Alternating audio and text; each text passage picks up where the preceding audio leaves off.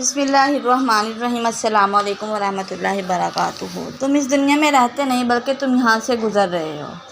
मरहम की लालच में अपनी दुखती रात का पता लोगों को देना बेवकूफ़ी की आखिरी हद है।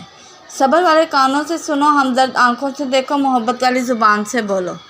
जो इल्ज़ाम रह जाएं वो मेरे कफ़न पे लिखना। घर के लाडलों के मुकद्दर अक्सर ख़राब ही होते हैं।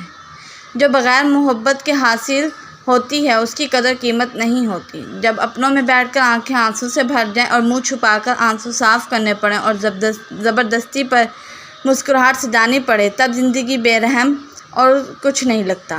अल्फाज की निस्बत खामोशी ज़्यादा वजाहत रखती है और ख़ामोशी में कभी मुनाफ़क़त नहीं होती।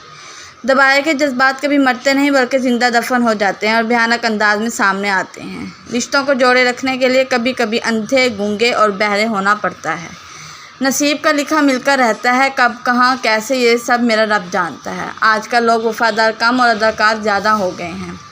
रिश्तों को इतना गलतियाँ कमज़ोर नहीं करती जितनी गलत फहमियाँ करती हैं। इंसान की रूह की असल कैफियत गम है, खुशी एक आर्जी शय है।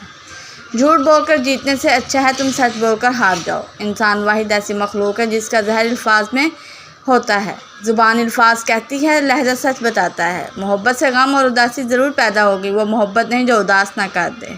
लोग बदलते नहीं, बस बेनिकाब होते हैं, और जब एक बार उनकी शख्सियत का हकीकी रंग नज़र आ जाए तो कोशिश करें कि उसे दोबारा रंगने की बजाय किनारा कर लें। मज़ीद ऐसी वीडियोज़ देखने के लिए मेरे चैनल को सब्सक्राइब करें। शुक्रिया।